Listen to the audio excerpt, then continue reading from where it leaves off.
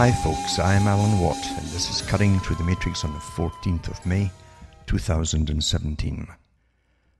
I hope you're all surviving this massive onslaught of heavy, supposed geoengineering, as I like to call it, upon a good part of at least Canada and the States, trying to really build storms, of course. That's the intention behind it. And sure enough, in Quebec and other places across Canada, they caused quite a lot of flooding, pretty bad, severe flooding, and even had the military out in parts of Quebec too to help people get out their homes and so on. That's what you can do with weather warfare, and of course geoengineering is simply an extension of a very old idea. And it's also to give a small clique, basically, that already runs the world financially, the power to control society, right down to deciding who will be born, who will not be born for the next phase of the system. We truly have been run by a small elite for an awful long time. And the arrogance of them, even in the last couple of 100 years, has been quite obvious to those who've read their own materials. They're terribly arrogant, and they brought science in to try and justify all their arguments as to why someone has to take charge of the planet, and someone has to take charge of society, and someone has to take charge of every individual, because the average peon down there can't really run their own lives as far as they're concerned at the top. And that's it in a nutshell, really. It's quite simple. In previous ages, the same big, massive fraternity that ran empires through finance, and it was the same bunch really that ran them all from different empires, had incredible control, and they've really amassed even bigger, incredibly big fortunes with world wars. And in the 20th century, after the world wars, they had all the other wars on the go. We've always had wars on the go, quiet ones and hot ones and so on. And the machinery of war really today is so incredibly expensive and incredibly profitable for the big companies involved. And if you really look into all the different corporations out there, it all goes back to the big financiers. That really is where it all goes back to. The CEOs really are down the totem pole a little bit, but at the top you always have the financiers who run the big money system, the guys who lend to nations and continents and so on, and the guys who lend to all sides in the wars that they often helped to instigate in the first place. That really is how the world is run. It's not complicated. It's only your naivety that allows your disbelief to kick in and say, oh, I can't believe that. I can't believe people would do that. Really? Oh yes, people certainly can do that. They have done it, and they'll continue to do it. The psychopathic bunch at the top really have given us lots of more than just clues. They've written about their exploits down through history, and I've even read over the air years ago in detail from their own books, in fact, from their own historians' books, how they've got a parallel view of history, because they fill in all the little blank bits that you get left with your regular books as to the question marks as to why things happen. The big boys write in the reasons why, and the reasons why are because they instigate them to happen. The Anglo-American establishment, for instance, put out by Carroll Quigley, gets it across in good detail as to how the British Empire was used by a small cabal who were not elected by the public as government, and this little cabal really reaped the harvest of the diamond industry in Africa, the gold industry in Africa and so on, by using the British taxpayer to fund military to go in and take care of everything for these private corporate businessmen and financiers. And it was really terrific. In fact, they did the same thing in India, where they used the taxpayers to fund the military to go over and conquer a whole bunch of smaller countries and unify them into what they call India, and then lay thousands and thousands of miles of railroad tracks, still used to this day, in order to get all the raw resources out for private corporations. so that taxpayer funded everything for the British Empire, and they got used, just like sponges, wrung out and tossed away. That's the same system that runs every other country now, because now they run the global system. And under a substitute for basic warfare, to squeeze us dry and control us all. Because remember, in warfare you have incredible governmental controls on everything from food to rationing of gasoline and many other things too. And tremendous controls over every facet of life, and you accept that in wartime. Well, this is the new type of war. It's the war of the climate versus the people. And it's all your fault, basically. So you're going to pay for it, and you're going to have scientists and government agencies running your life in every possible minute area, as well as all the larger areas of existence. No, I'm not kidding you about that. It's no exaggeration. And it's not alarmism either. It's a fact. They've written about this. They've had their own big think tanks discuss it to find ways of controlling the people, getting the people to give up their rights to control themselves and run their own lives, and reasons to do it. And that's what they came up with. That was the con, climate change, and the people are at fault. And now you're going to really suffer under Agenda 21, which is now in 2030, and so on. It's still the same agenda for the whole century. That's the 21st century. You literally are going to have all your free money being taken away from you in taxes and fees and so on in a post-consumerist society. So that's where you are going into right now. Our lives really are shaped and run by non-governmental organizations.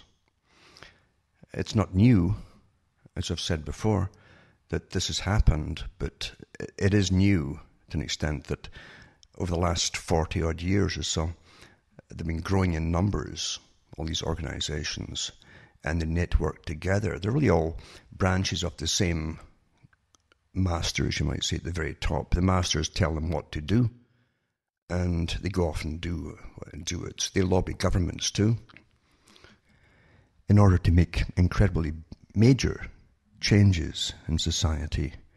You need the public's approval, at least acceptance of your big plans, and therefore it has to be on a wartime footing.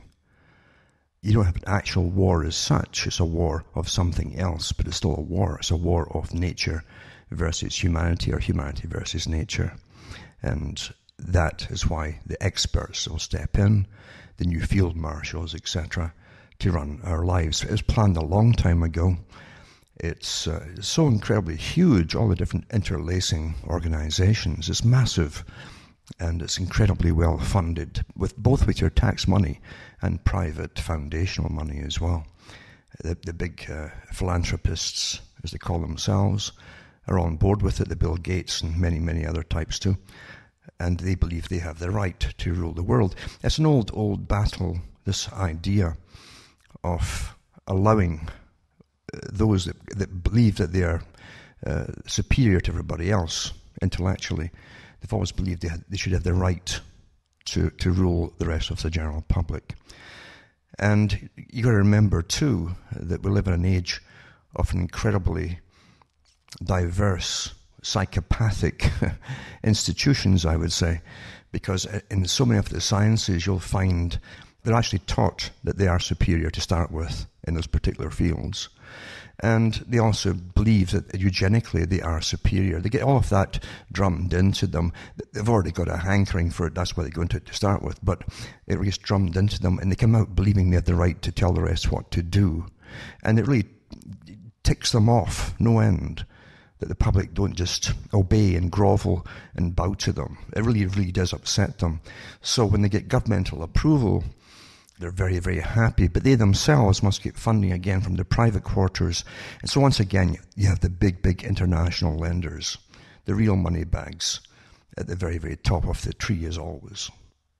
But this is definitely the change for the 21st century, to get everything accomplished that was planned a long time ago, spoken about copiously and written about copiously too.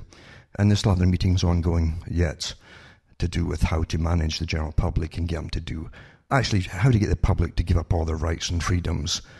And that's the excuse. To save themselves, you've got to give them all up. and let the masters of the universe run your lives for you. That's it, very simple. Everything is also timed to come together at the same time. Therefore, you have the beginnings of financial failures in a service economy. In the 1970s, the top economists in Britain gave their viewpoints in what the EU was pushing at the time, and that was a service economy where you literally import everything under free trade and pass them around, selling to the consumer.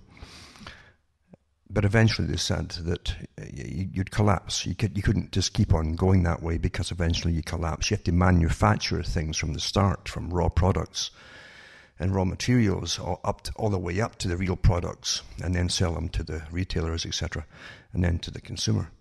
That's all gone to an extent once you simply bring in free trade, where you simply import the stuff right to the retailer and they sell it.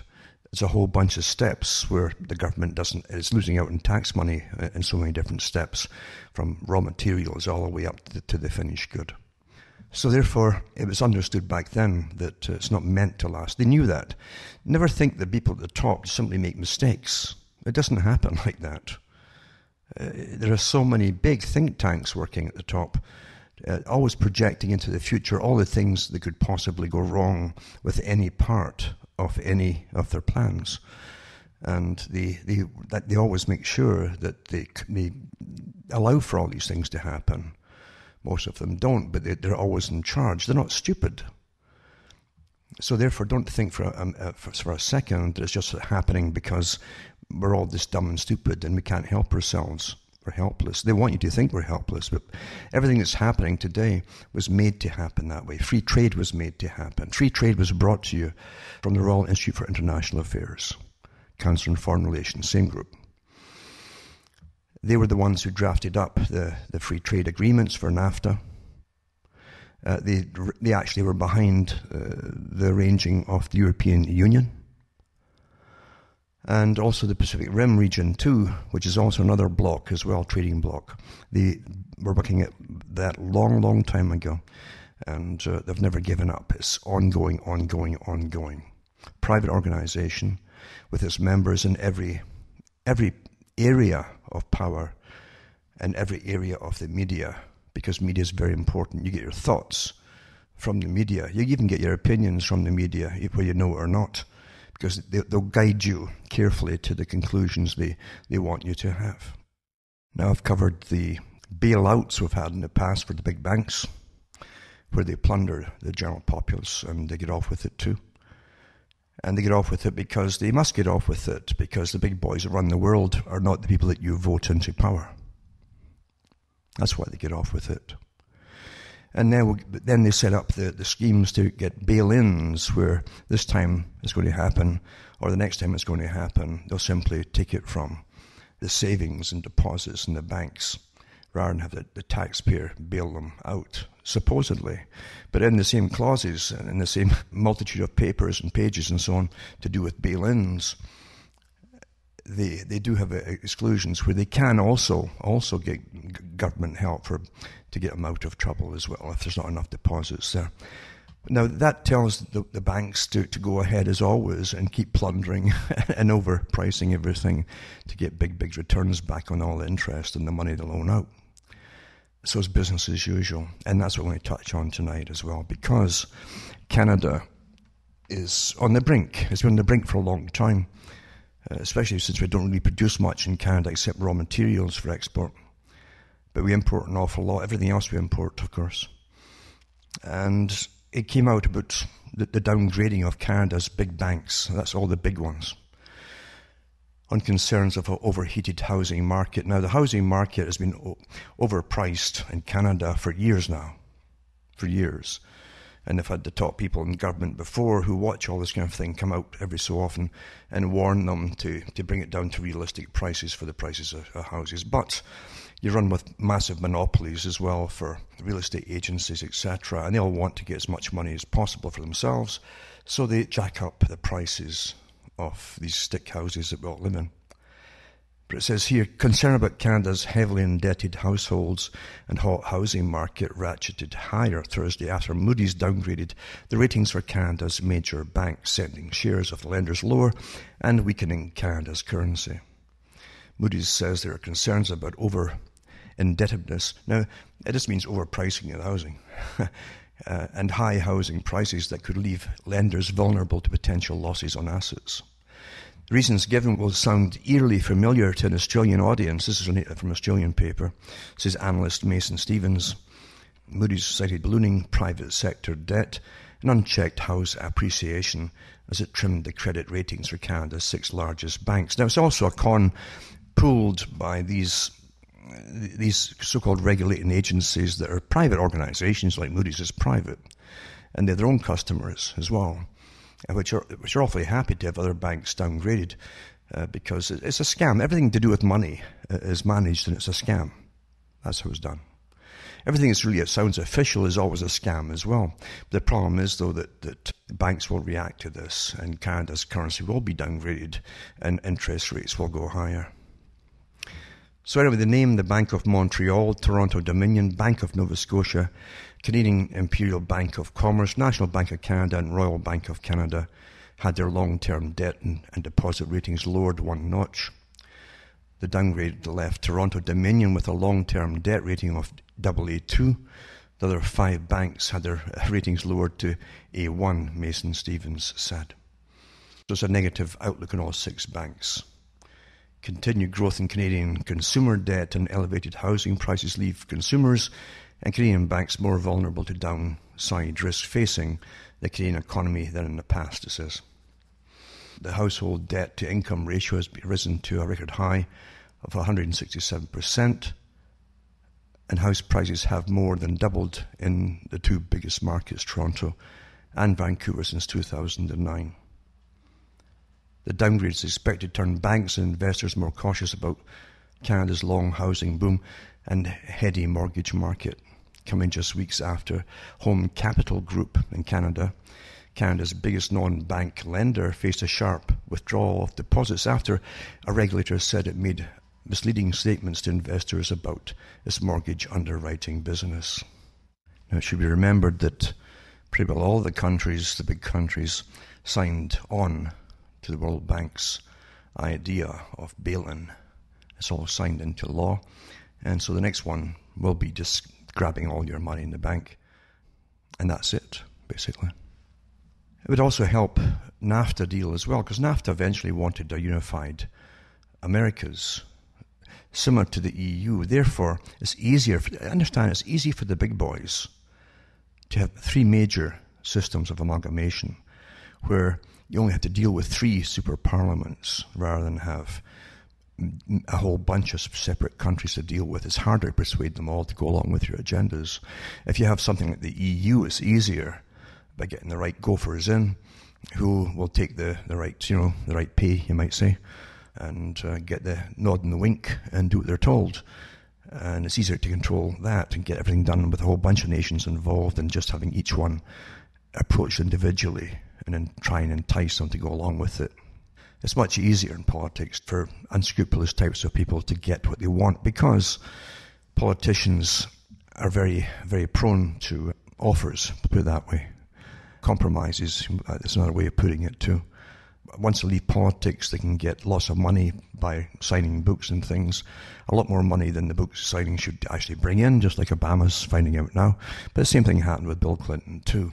These are payoffs, and everyone knows it. It's legal payoffs, which cannot be touched. They can always, tongue-in-cheek, say, with a big smile on their face, yeah, they really appreciate me signing these books with my signature on it.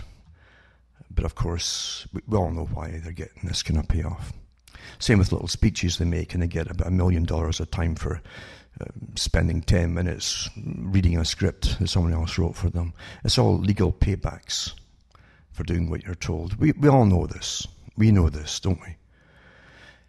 And yet we go along with the same farce every few years with politics and voting and all that nonsense. And people keep getting let down because they really want to still believe in it. They want to believe someone will come in and clean up town for them. Clint Eastwood just riding there, clean up the whole town and put it to rights and right off into the sunset, and that's it basically, because everyone's scared to do it all themselves. People don't want to stand up individually and complain. And it's a very unfortunate thing, because the same people who won't do that want other folk to do it for them. And when they don't give them what they want, they'd pretty well crucify you, figuratively speaking. And that's just how it always is. People don't want to write into different departments of government and complain. They don't want to do that. They don't want the government to take notice of them. But they want you to do it all for them. You take the heat, you do all the work, and they also want you to give them what they want, which is very childish, of course, but that's how it is. For years and years I've been talking about the reality of the system, because I hadn't been fooled. I'm not a con man either. This meant to lead you like a Pied Piper in circles and diffuse your energies, because that's what generally happens. Your leaders are supplied to you. You're supposed to do the work yourselves and complain yourselves directly to the folk you complain to. That's what your mouth is for. That's what you can read and write for. You can send off letters. You can email these people. You can phone them. And just letting them know that millions of folk are very unhappy about things. It might get some results. But waiting for someone else to do it for you is not going to happen. It doesn't happen that way. And you should know all that by now anyway. You really should. I've said before that democracy gives you elections every 4 or 5 years to stop you having revolutions, because you hope the next one will be better than the last lot. And you're always played as suckers, always, but you never learn. And change can only happen, change for the good can only happen if you always speak up individually, because you can't get compromised that way by groups. Groups are easier to compromise. But individually, you can let them know what you're thinking, and they're really unhappy about things. And there's no law about complaining. You're supposed to complain. And that's the only way that anything can really change. At least they know then they have to cater a bit more to different kinds of people that way. Now, getting back to these bank articles on Canada. Now, Canada is just an example of the rest of the countries as well, because we're all back into the same scam of overpricing of homes, especially, actually overpricing of everything really. And the big corporations make incredible bonuses for themselves every year. You've seen them before. The banks do the same thing. We bail out banks, and at the end of the year, they give themselves $1 million bonuses again. It's just incredible corruption. And they're laughing at the general public. Just laughing, really. Remember, too, I went through the different laws to do with banks years ago, that when you put money into a bank for deposit or even checking, the bank no longer sees it as yours, it's actually theirs. That's why you have to sign to get it back out, even though they know you in the bank. That's how these kind of things work. Getting back to this article here, they talk about it, just overheated prices out of sight. And that's what happened with the 2008 collapse, remember, 2007, 2008 collapse. Same thing. They were juggling these prices and selling them in big packages of multiple mortgages and keeping jacking up the prices until it was just in outer space somewhere. So badly. And no one was punished for that except the public. The public always get punished. And those poor suckers who lost their homes. Yeah. There's another one here too, says home capital fails to draw buyout interest from Canada banks.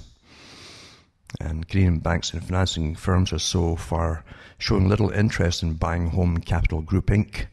That's the one that went under pretty well, vindicating short sellers who say the embattled mortgage lender could be sold off piecemeal, driving the stock down further. People in the industry would rather see these guys go out of business because the loans aren't worth the risk and they're so leveraged, said Mark Cohodes, private investor, part-time chicken farmer in California, who's been shorting the stock or betting on declines for more than 2 years. Home Capital is looking for buyers amid an outflow of deposits that has seen customers withdraw about $1.6 billion Canadian in a month. The withdrawals led to a debt rating cut by Standard & Poor's Global Ratings late Tuesday to B- from B+, the second downgrade in 6 days. The company postponed the release of its first quarter earnings, scheduled for after markets Wednesday to May 11th. Other banks have indicated that they aren't interested in the lender. Canadian Western Bank CEO Chris Fowler said his Edmonton-based lender, which has an alternative mortgage business, would not be a buyer for all of Home Capital. And they go on and on and on. And but the thing is, all the banks are really just sitting their fingers crossed right now in Canada because, as I've said before, in the previous article, all the biggies are on the verge themselves, really. It wouldn't take much. Really wouldn't take much. And plus, when they kick in all the different taxes that they're going to hit the people with very shortly, they already hit them in some places already with carbon taxes and things like that. It's just going to make things worse and worse and worse. We know that. So do the big boys too, mind you. Now, when it comes to nuclear disaster problems, they're not unique. And they happen pretty frequently, in fact, when you go into the histories of atomic power and what happens to the big stations. In Britain and elsewhere across the world, they're always having problems.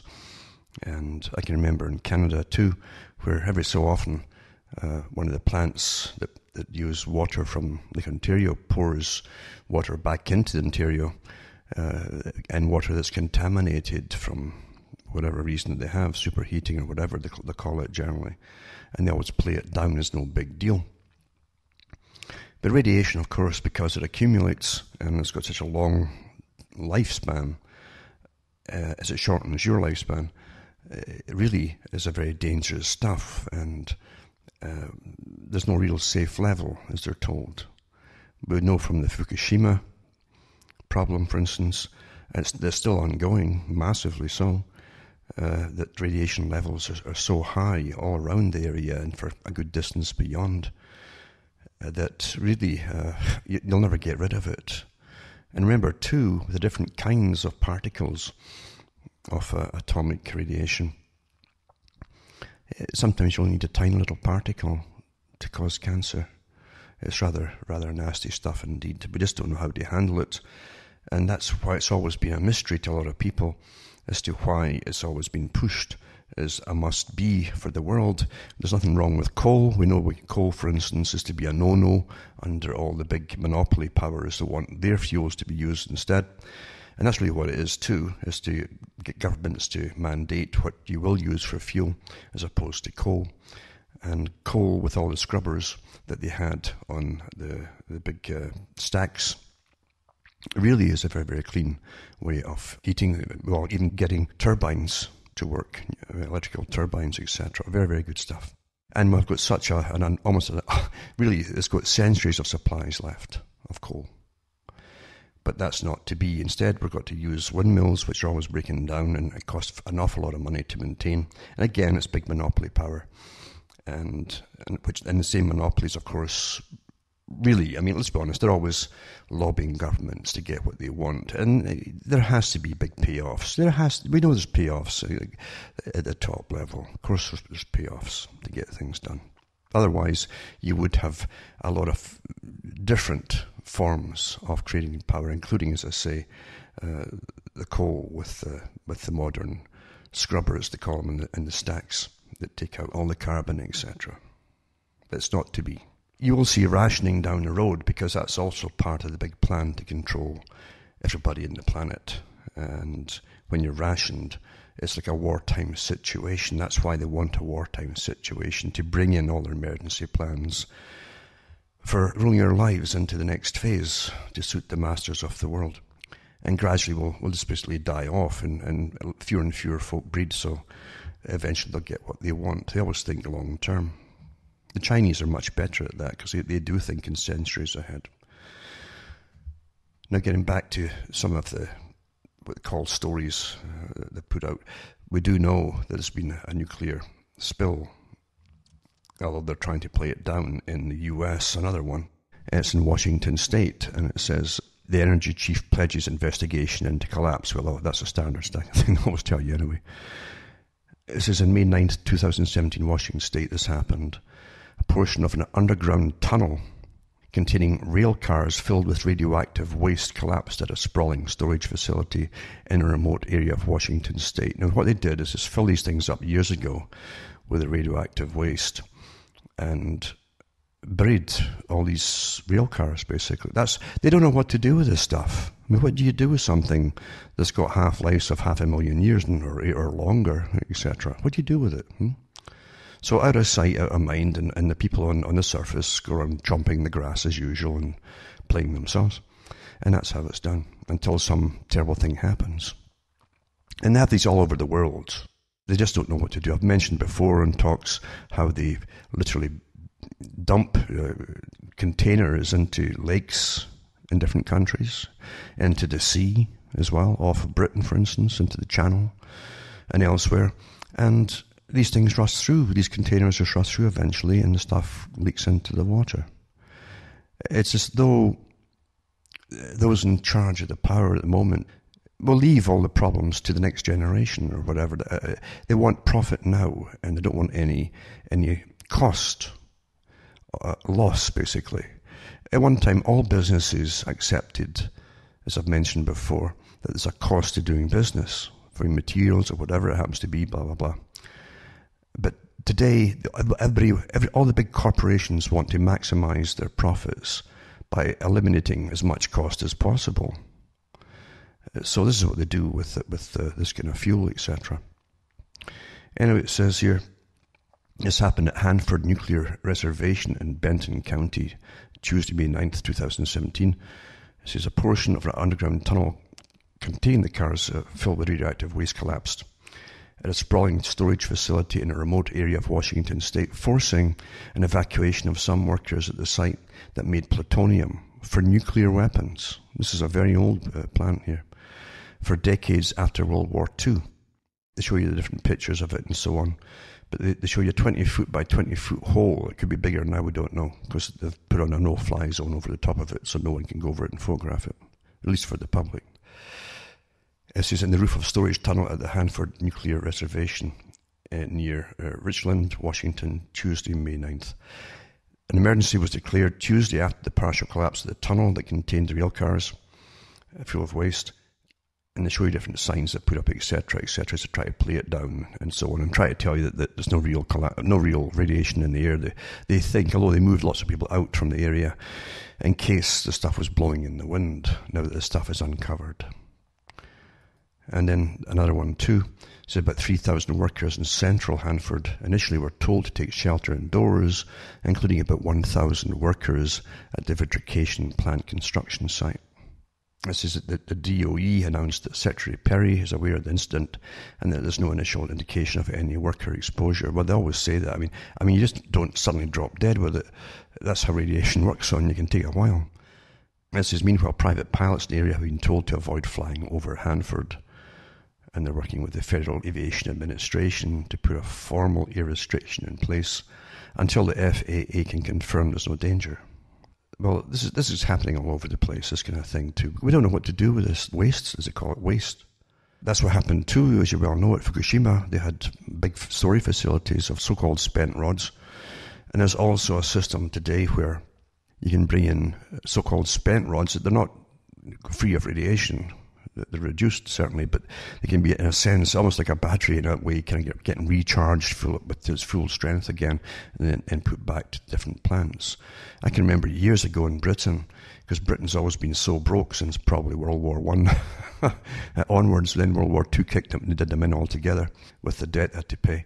And all the problems what they had with the Windermere plant, etc., leaking and leaking and leaking.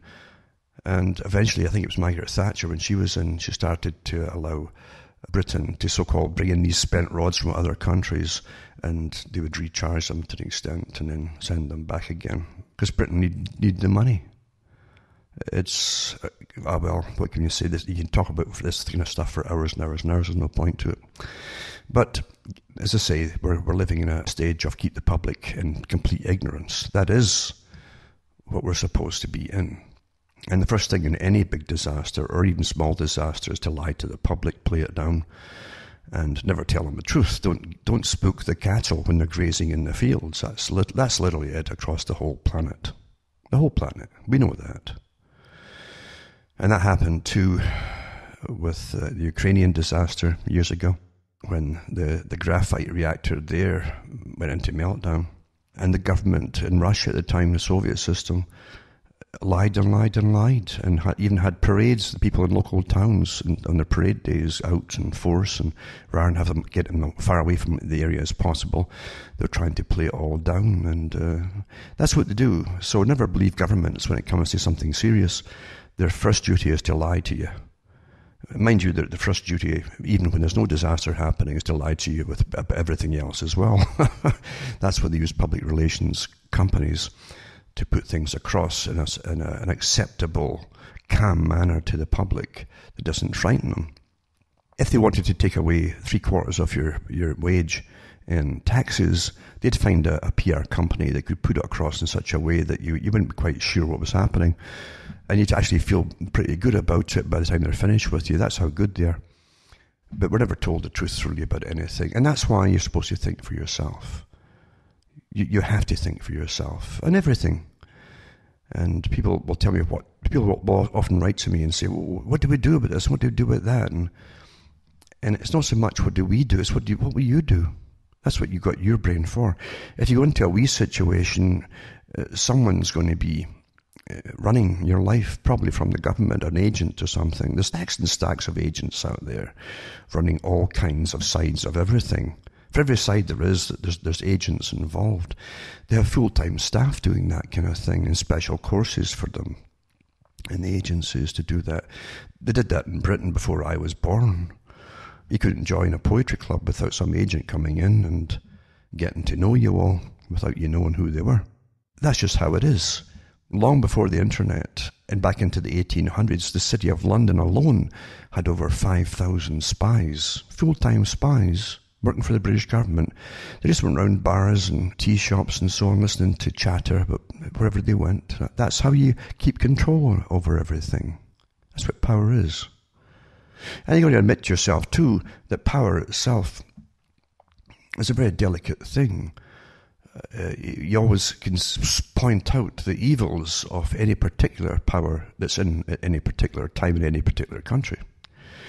But remember too that you can if you get used by some competing power that wants to get in, you can end up in an even worse situation, because all powerful people who desire power and seek power, are basically psychopaths. I've given talks on that for years and years. They crave power. That's the type that go into it. Ordinary folk don't want it. They don't want to go in and lie to the general public. Ordinary folk don't want to do that. But the psychopath does it naturally, so they're made for it in a sense.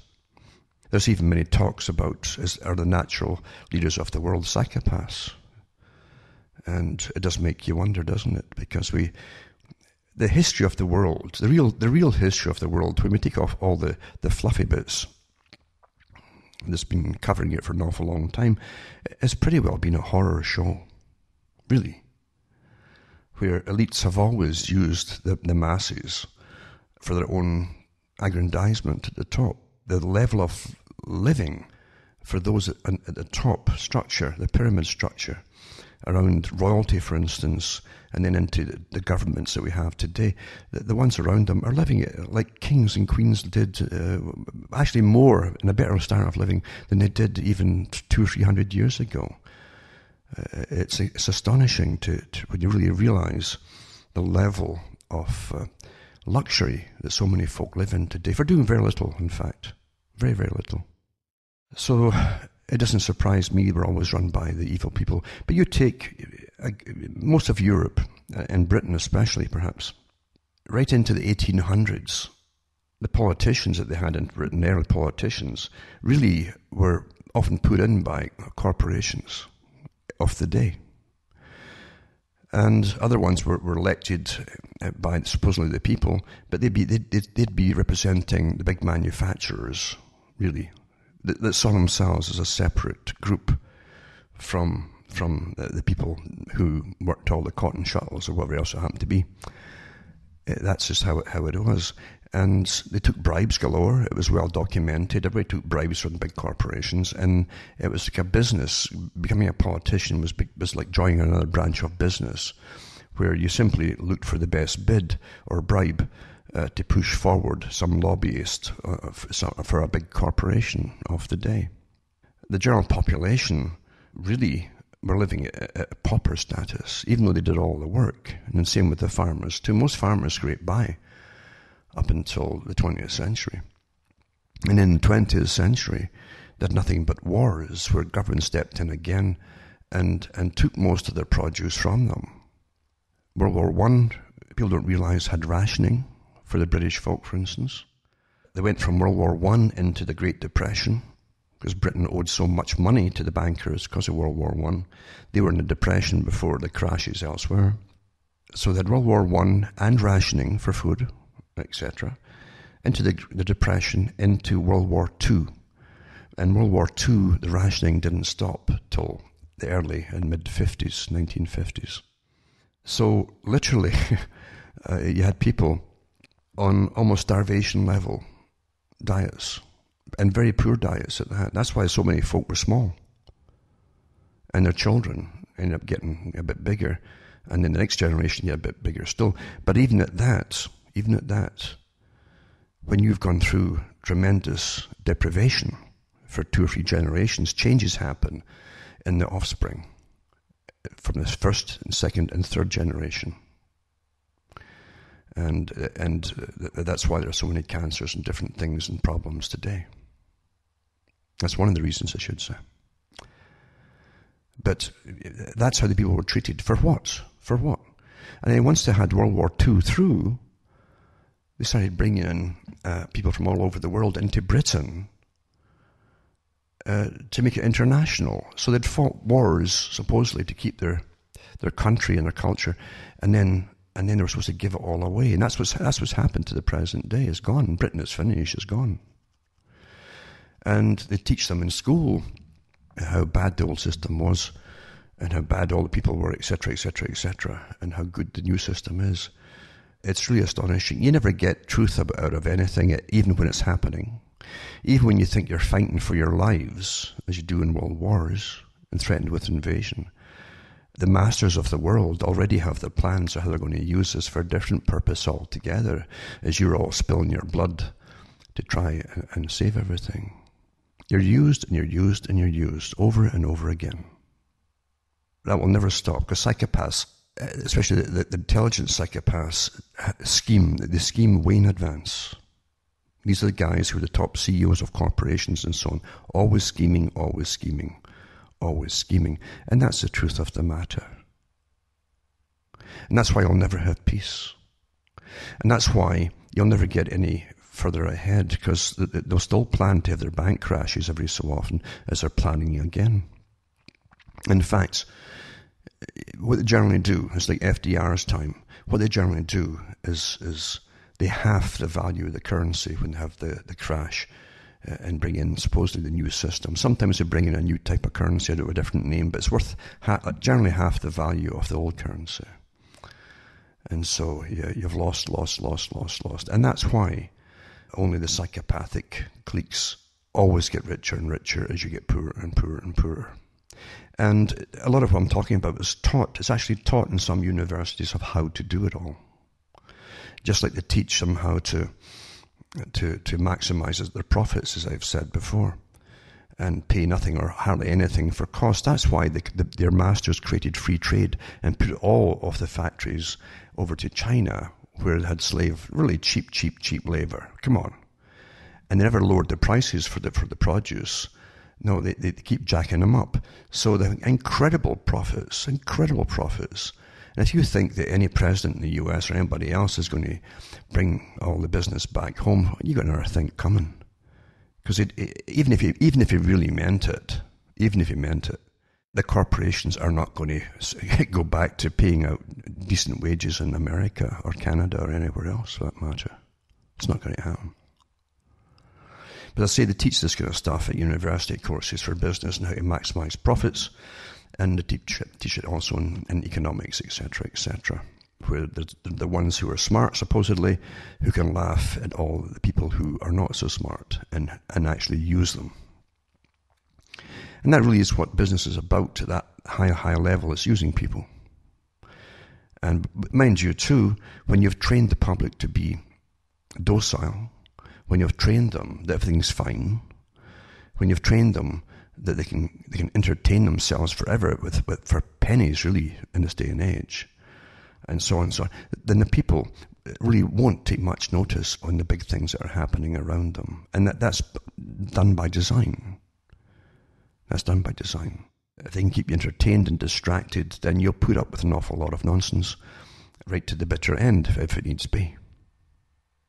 In fact, I really think that they have, through their wargaming situations at very high levels, worked through, and there are other computer models, how society would react through all different kinds of situations. How would we manage them through all these nasty situations where they're deprived of good food and various other things too. And sure enough, you'll always find that lots of cheap entertainment and sex and so on will keep them distracted even through the most horrible times. And that's how we're managed by those that manage us. And behavioral psychology is used in neuroscience, etc. Because it's true, we're so incredibly well studied that those at the top are pretty confident that they'll never lose control. That was always the fear in previous times, the fear of losing control over their herd, the herd that live off.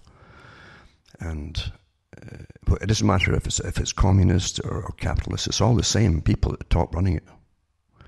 And they'll benefit regardless of what they want to call the system.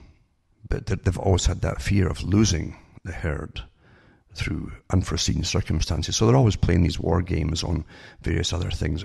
Why would the public start to go off in a different direction and not listen to their masters, etc., etc., etc.? That's always been a problem.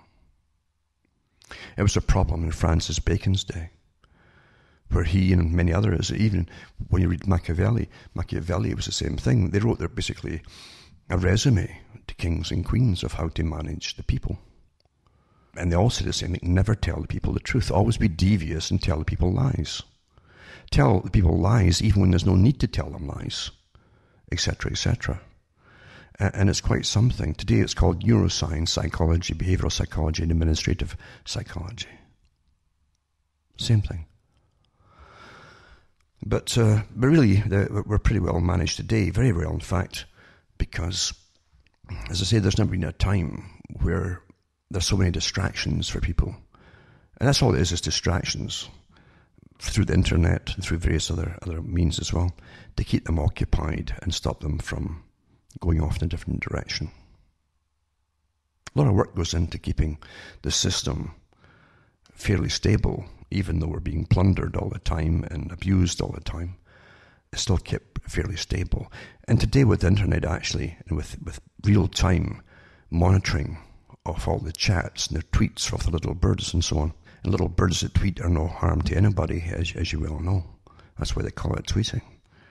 But they can monitor everything you're up to and what you're complaining about in real time, and they know just how to tweak different parts of the agenda and the system and so on. And they even know the percentages of people who won't go along with certain parts of the system. And then they have universities getting massive grants and the data from the internet and ways to work around your defenses of why you won't go along with certain things and to break it down so that you will comply. It's quite elaborate. It's no miracle working, because with unlimited financing from the taxpayer, they can do whatever they want, as you well know. Rather sad, isn't it? But if you really understand how the taxpayers, the standard of living they could have in the real world, it'd be an awful lot different than what you've got today. The one that you're told that you're living. I mean, remember that all the articles I read from Bertrand Russell from the 1930s. And he worked with all the groups that created the present system you're living through today, with internationalism and the amalgamation of countries into blocks and so on. He worked with all these different groups. And he went through the whole agenda. And he said the public could be coerced to do anything with the right proper psychological tools applied to them. And it's so true. They knew it back then. They could do it quite easily. And with today's tools, it's incredibly easy. Incredibly easy. With the electronic systems of banking, and they're really pushing at the IMF and the World Bank to have all cash gone, the way of the dodo bird, in order to monitor everything about you. But the other plan for governments, and I really mean this is no speculation, this is from their own writings, is to give you, down the road, to give you everybody, and again they're talking about right now, giving everybody a particular, almost a salary every month or weekly, but probably every month, issued by the state. And this is what I'm saying, is so similar to communism in a way, because they all work together. And they're all ruled by the same people, the top bankers, by the way. And they'll get put electronically into your account. Bertrand Russell talked about that too. He called it credits. And then the government would give social approval and social disapproval. If you said something that was negative to any policy that the government was pushing, or anything that they said you mustn't talk about or whatever, they would withhold your money per month. And they'd punish you by that. That's how they'd punish you. They'd bring you to your knees so you couldn't buy your food, you couldn't pay your rent, because there'll be rental only in the future. Although private corporations, which already exist, will own pretty well all the rental accommodation across the planet.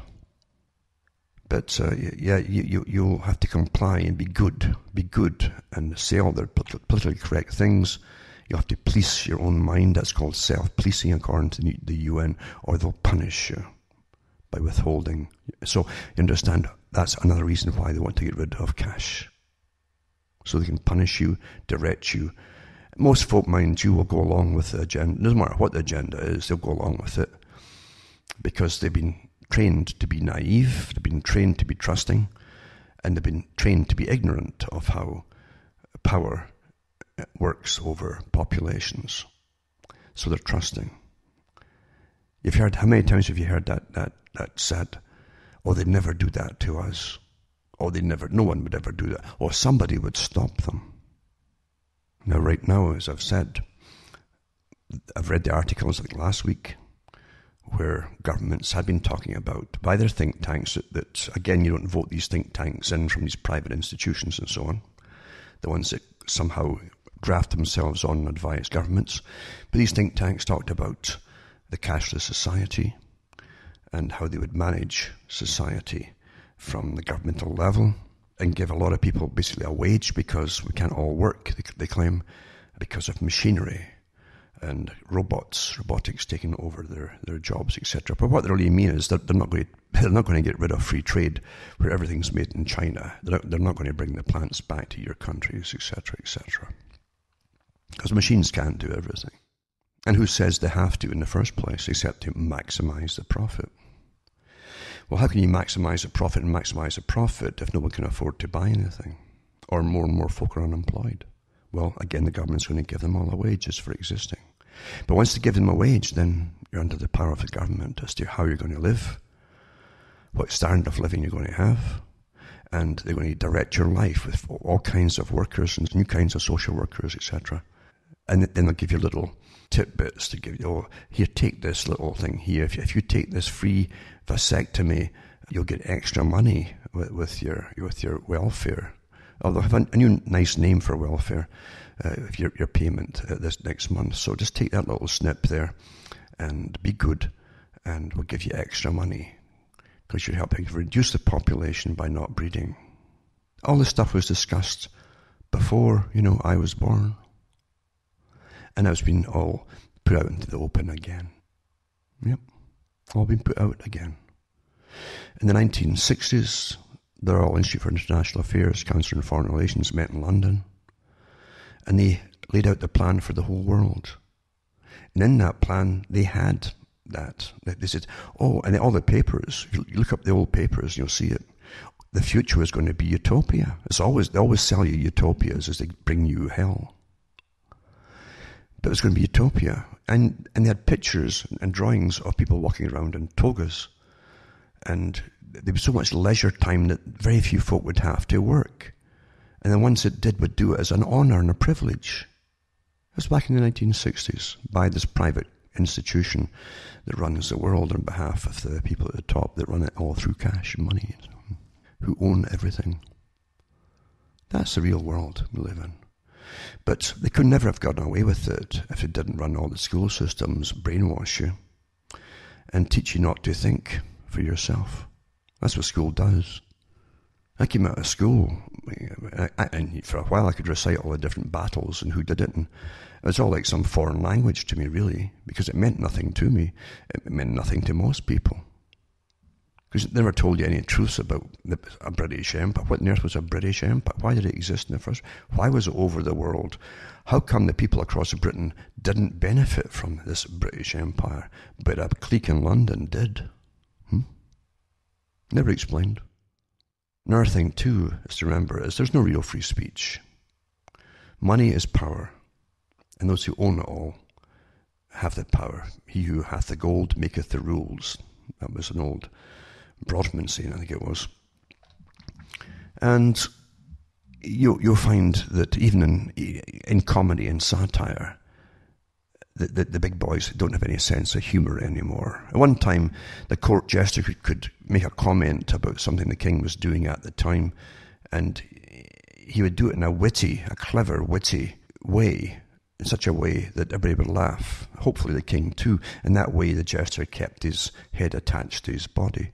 But today, they don't really have much of a sense of humour when it comes to power, and they use it immediately. Here's an article here, for instance, and it's from Fort Dodge in Iowa. And it talks about a cartoonist. It says Rick Friday, that's his name, has been giving farmers a voice and a laugh every Friday for 2 decades through his cartoons and farm news. So 20 years he's been putting out cartoons for the farm news.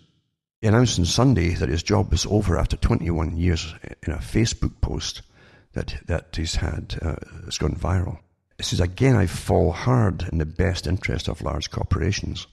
I'm no longer the editorial cartoonist for farm news due to the attached cartoon, which was published yesterday. Apparently a large company affiliated with one of the corporations mentioned in the cartoon was insulted and cancelled their advertisement with the paper, thus resulting in the reprimand of my editor and cancellation of Friday cartoons.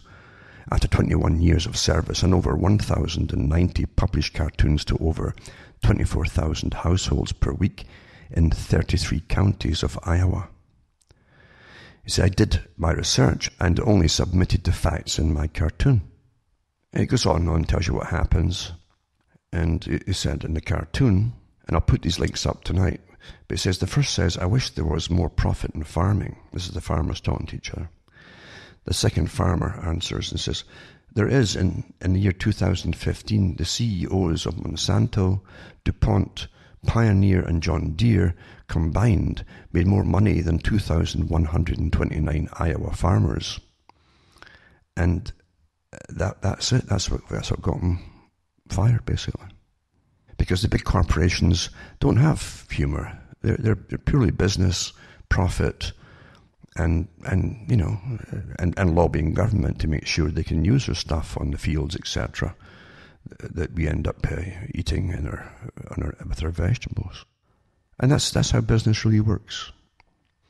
So even satire and cartoons isn't safe anymore. Nowadays, the court jester would have his head separated from his body. And that's how we live. We're living in a more intolerant age when it comes to real political correctness. Political correctness doesn't have a sense of humour.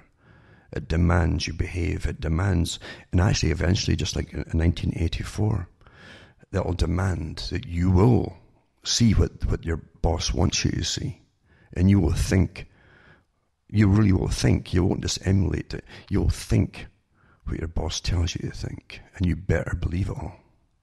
That's where you're going with all of these sciences.